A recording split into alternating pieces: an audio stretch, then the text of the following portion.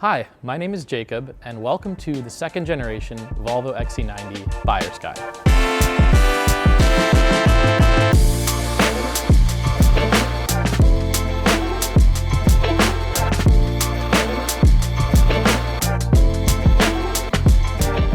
So, you're looking for a safe, luxurious, full-size SUV to haul around your family, dogs, and whatever else you need? Maybe the second generation Volvo XC90 is for you. You'll notice throughout this buyer's guide that I'll be referring to the second generation Volvo XC90 as the SPA XC90. SPA, or SPA, stands for Scalable Product Architecture, and we'll get into that a lot more later. Through the late 2010s, Volvo had transitioned most of their passenger vehicles to the P3 chassis, which we covered here previously on the F-Spiro blog and YouTube channel. That is to say, except for the XC90. Volvo continued updating the phased-out P2 chassis all the way up to 2014, an astonishing 11 years after it came out in 2003. Being Volvo's biggest hit ever, and eventually defining the entire luxury SUV landscape, Volvo simply could not afford to rush out its replacement. Following a gap year, Volvo launched the second generation XC90 in 2016 on the brand new SPA chassis, a platform that Volvo would transition nearly its entire product line onto. Volvo did this with the help of their financial partner Geely, which acquired Volvo in 2010. Now, fortunately for the Volvo diehards out there, Geely mainly participated by writing the checks and helping bridge technological and manufacturing gaps. This allowed the new XC90 to be quintessentially Swedish, designed and built in the familiar and freshly upgraded Torslanda, Gothenburg, Sweden facility for North America and European markets. After initial release, the new XC90 had somewhat of a bumpy ride. Without going too much into detail here, there were some fairly significant teething issues that have been more or less addressed with technical updates. However, we must give credit where credit is due. The XC90 and SPA chassis cars in general were the result of swinging for the fences, bristling with technology and features that Volvo had never attempted before, like LED headlights, 360-degree cameras, and panoramic sunroofs. Volvo set sail to uncharted waters. The result is easily the most successful and popular car Volvo has ever made, with over 600,000 models sold.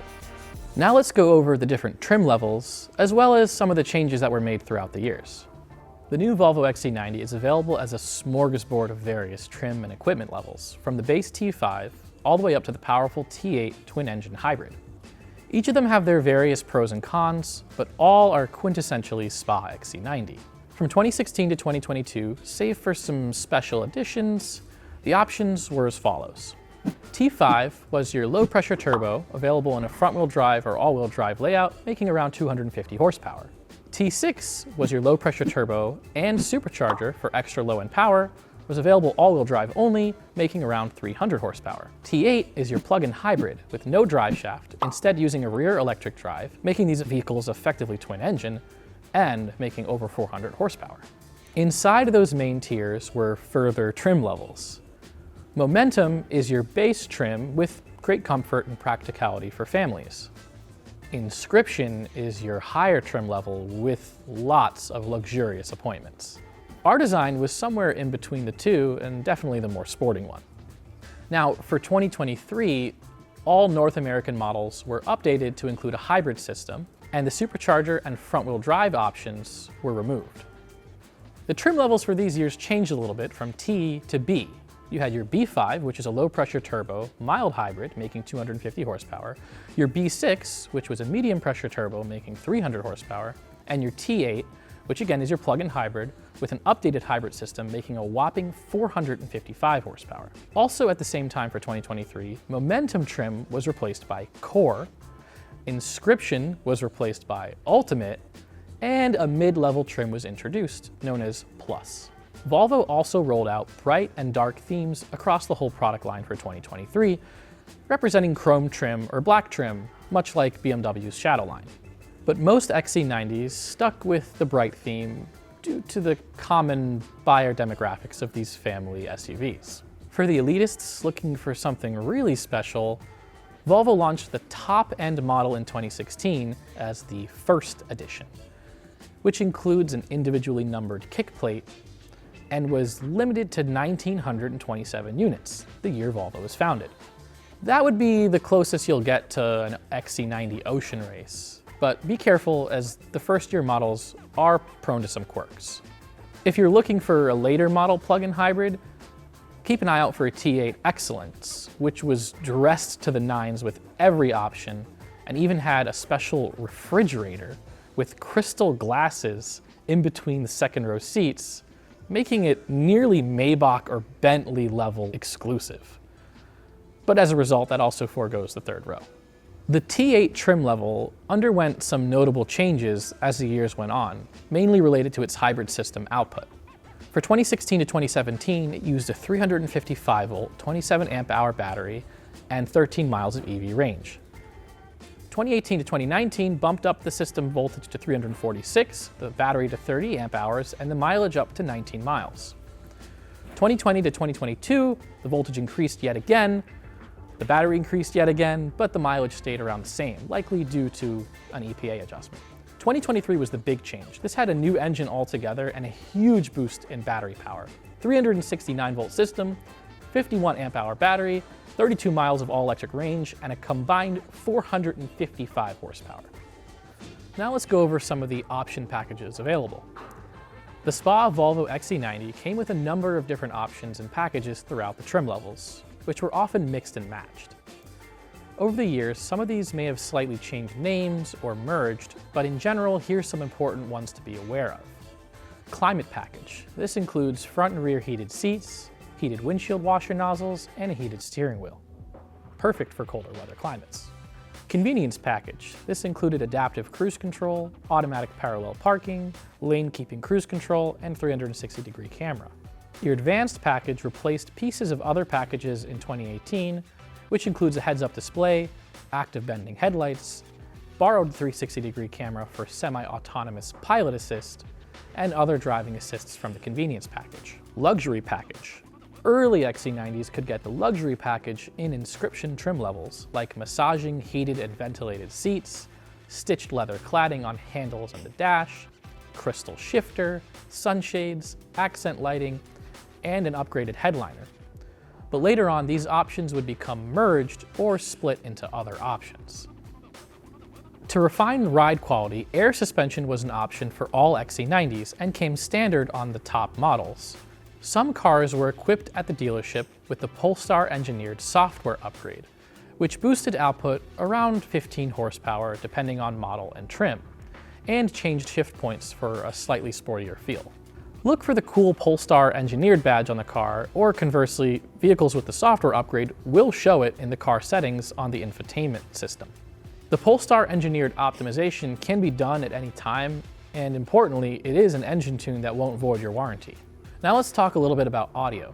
The Bowers & Wilkins sound system, this is somewhat of the crown jewel of the Volvo XC90, regarded by many as one of the best sound systems ever installed in a car. Instead of Volvo designing the interior with speaker locations and plopping in nice stuff, Bowers & Wilkins assisted with placement and shape of every component panel, making the whole interior specifically designed with the soundstage in mind.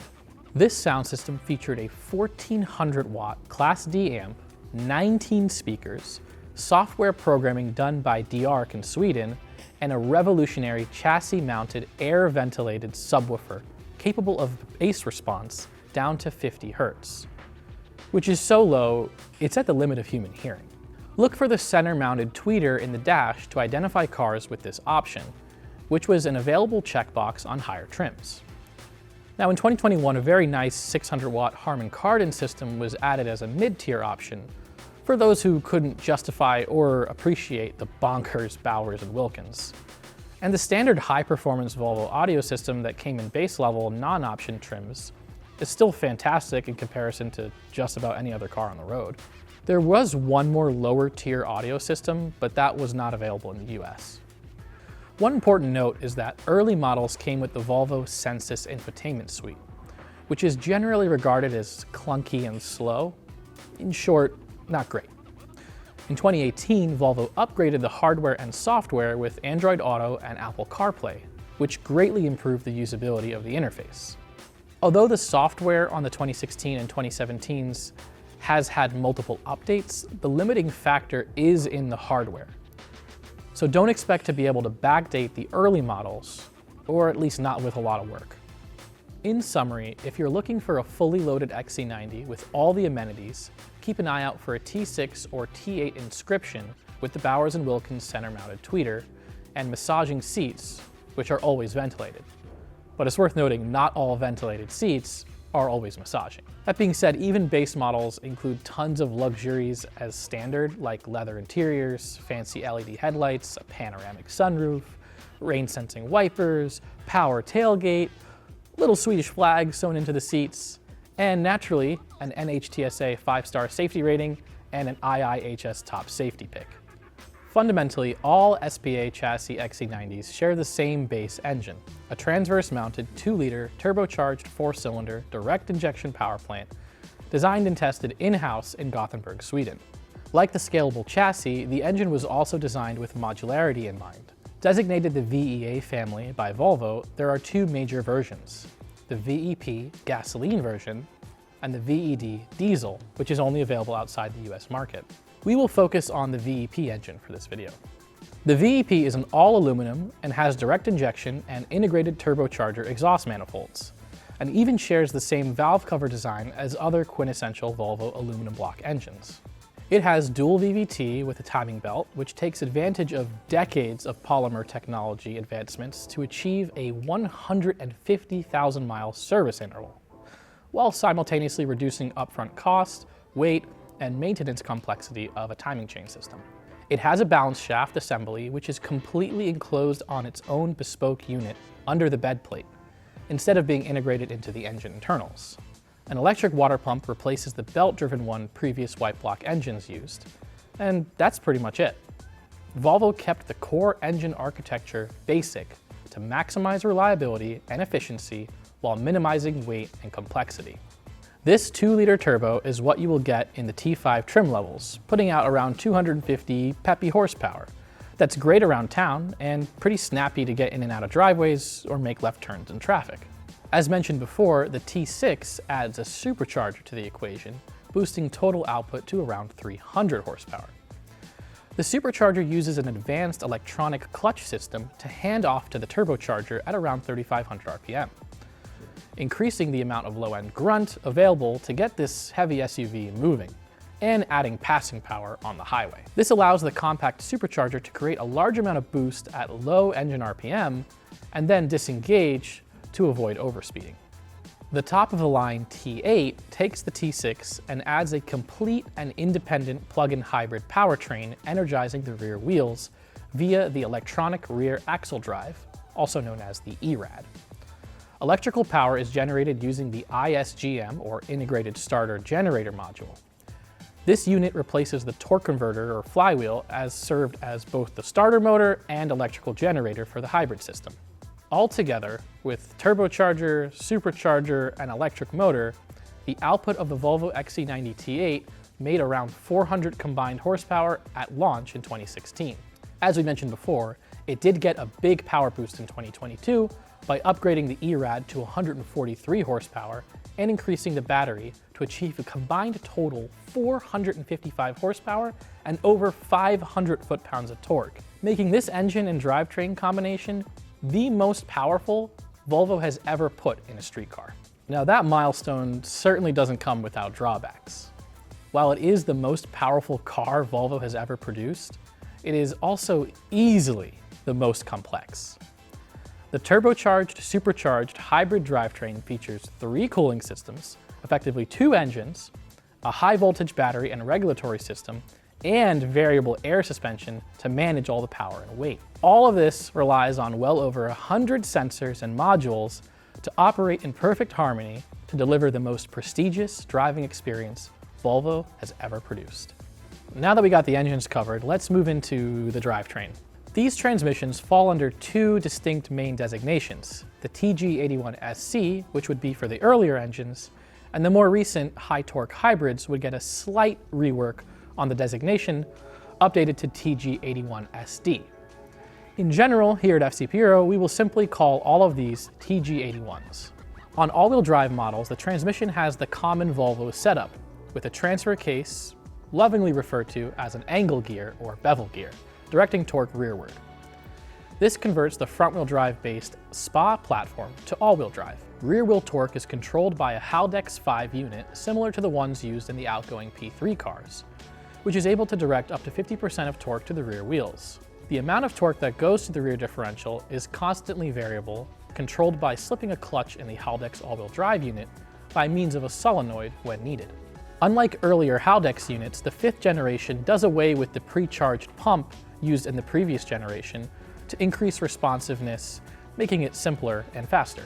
Front and rear differentials are open, even on the T8 with ERAD, with the aid of brake-based torque vectoring to mitigate wheel slip on the spinning wheel. Volvo calls this system DSTC, or Dynamic Stability Traction Control. And if you own a P2, it probably says that that's not working right now. Using this system instead of a more complex and effective differential setup allows Volvo to save some money, maintenance costs, and drivetrain drag while achieving a similar enough performance to cater to the needs of the majority of the target demographic. All in all, the XC90's all-wheel drive system is comparable in performance to competitors while being simpler and being less demanding for maintenance. However, we wouldn't try taking one off-road and will always recommend winter tires if you live in a colder climate. Interestingly, the diesel VEA engines in non-US markets were available with an M66 manual transmission, a Volvo mainstay 6-speed stick shift. Since the VEP and VED share almost everything except compression ratio, we wonder how possible it would be to do a manual swap on a US market VEP SPA-chassis Volvo.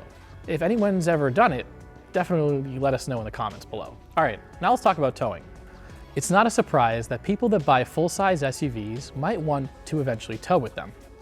Now, even with a 2-liter turbo 4-cylinder engine, the XC90 manages to punch within its weight class compared to other competing SUVs with no problems. All all-wheel drive SPA XC90s have a tow rating of 5,000 pounds, which is about average for a vehicle this size. Obviously, the more powerful trims will handle that more gracefully.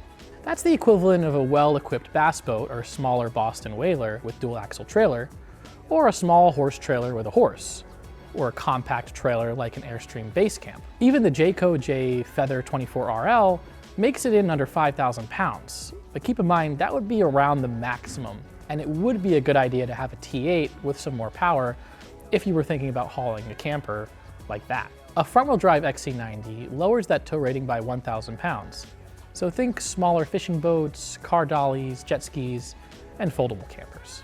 However, there is a caveat that needs to be understood when deciding to tow with an XC90.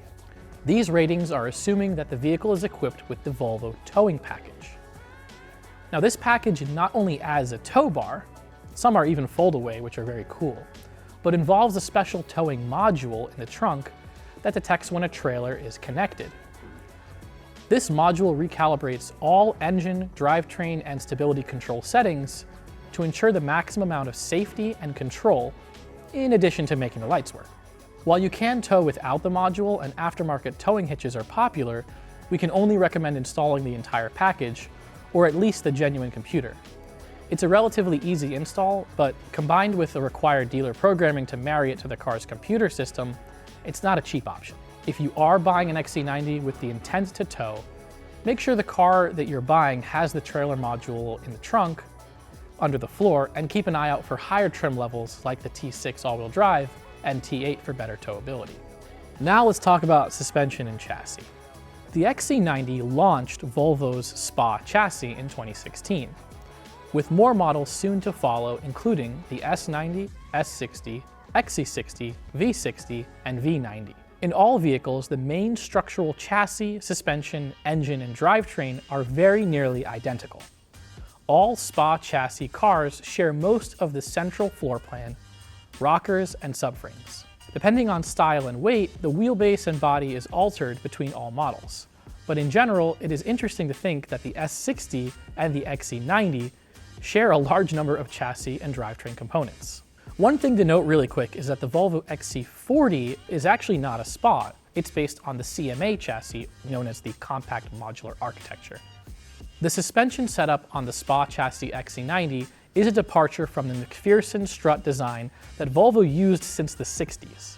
The SPA chassis uses a double wishbone setup that isolates the strut using upper and lower control arms that pivot on ball joints instead of rotating an upper strut bearing. The new style is slightly more complex, but allows for better handling, refinement, geometry control, and importantly for SPA, scalability. In the rear, it gets even more interesting. Volvo did away with a conventional multi-link coil spring and shock rear suspension in favor of a transverse-mounted leaf spring for the first time since the 900 series in the 90s. Like those 960s and V90s, Volvo used a composite material that allows for an independent rear suspension with greatly reduced weight and complexity. As an added bonus, use of the composite rear leaf spring allows for a lower floor, increasing cargo capacity. The leaf spring itself was specially developed for Volvo and is made using carbon and glass fiber reinforced composite based on a polyurethane matrix resin developed by Henkel called Loctite Max 2. The manufacturer of the leaf springs for Volvo, SGL Carbon in Austria, celebrated its 1 millionth fiber composite leaf spring in 2019 and says that the unit weighs around 65% less than a similar steel spring. The rear end setup does have some drawbacks.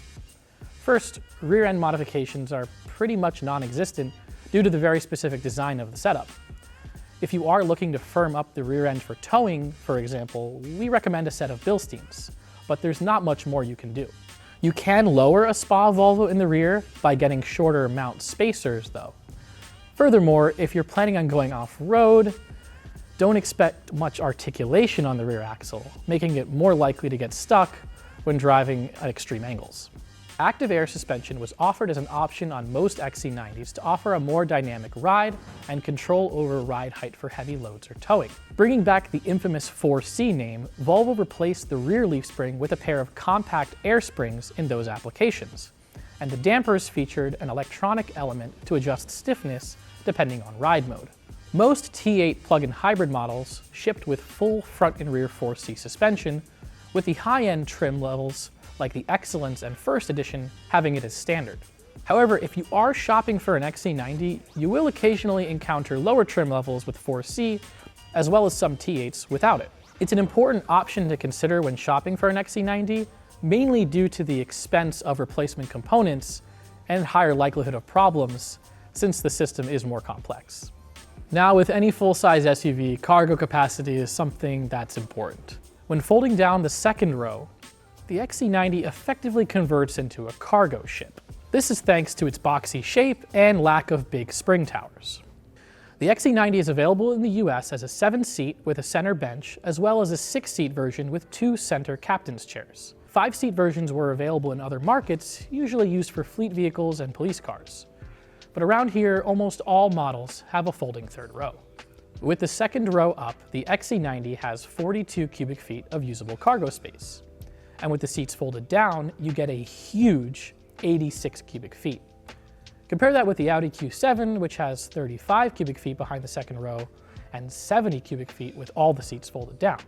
The X5 gets 33 cubic feet in the back and 72 with the seats folded, and the Range Rover has 32 cubic feet behind the hatch and 68 with the seats folded down. The Mercedes GLE gets pretty close with 75 cubic feet in max cargo configuration, but it still can't touch the XC90. On top of it all, the rear of the XC90 doesn't have a lip before the load area, making it much easier to slide big and heavy objects in or out. In fact, the XC90 has always been a leader in this area, with the SPA XC90 borrowing from the P2 XC90's massive 81 cubic feet of cargo capacity, which at the time was also best in class, with only the Acura MDX getting close. Like its predecessor, the roomy interior enables the XC90 to have a third row. Parents with young kids know how important it is to either haul around a number of additional small people that are temporarily in your care, or space apart the ones that are completely yours. The third row even gets a variety of cubby holes, cup holders, and air vents to make sure the kids are comfortable and safe while they deposit pennies and goldfish crackers into the climate control system. If you intend on loading adults in the back, keep in mind that anyone over or around 5'5" may find the accommodations a little cramped. It can't possibly be a Volvo video if we don't talk about safety. Taking into consideration the advanced technology and attention to detail that Volvo took when designing this car, Paired with the insane dedication to safety throughout the decades, it's no surprise that the XC90 is one of the safest vehicles on the road today. Volvo took a multi-pronged approach to doing this, combining high-tech structural engineering, metallurgy, as well as active and passive systems to achieve Euro NCAP 5-star rating, IIHS Top Safety Pick Plus, and an NHTSI 5-star rating, all of which are the highest ratings possible. The SPA chassis and safety cage was designed from the ground up with safety in mind, with very specific deformation zones as well as reinforcements to help occupants in the event of a large crash. One thing that demonstrates Volvo's feverish obsession with safety is the use of boron steel in the safety cage. Volvo partnered with Swedish Steel AB to source and develop for their cars. Boron steel is 2 to 3 times stronger than standard high-strength steel used in automotive applications, and must be hot formed at over 1500 degrees Fahrenheit to take proper form. This makes it exceedingly difficult to work with, so their dedication to advanced materials like this in the chassis design speaks for itself. Boron steel makes up around 40% of the total weight of the car, so they certainly didn't skimp on it either. As it turns out, even with all of that going on in the chassis, it's actually safer to just avoid the accident altogether.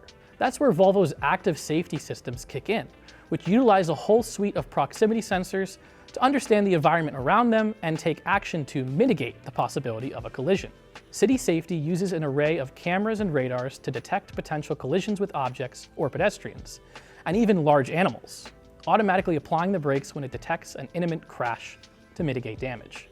The computers and sensors are able to keep up with this environmental awareness up to 50 miles an hour. Runoff road mitigation is a term Volvo uses to reduce the likelihood of the car leaving the road surface and crashing into a ditch, by nudging the steering wheel or gently applying the brakes when it comes to the conclusion that the driver is not intending on crossing the line based on a number of variables. If it cannot avoid the accident, the car will tension the seatbelts and prepare the seat backs for impact. Blind spot detection, cross-traffic alert when backing up, rear collision warning mitigation all work together to make sure that you don't crash, and that if you do, you are in the best situation possible. These active safety features complement basic mechanical features like multiple airbags and impact curtains and whiplash protective headrests.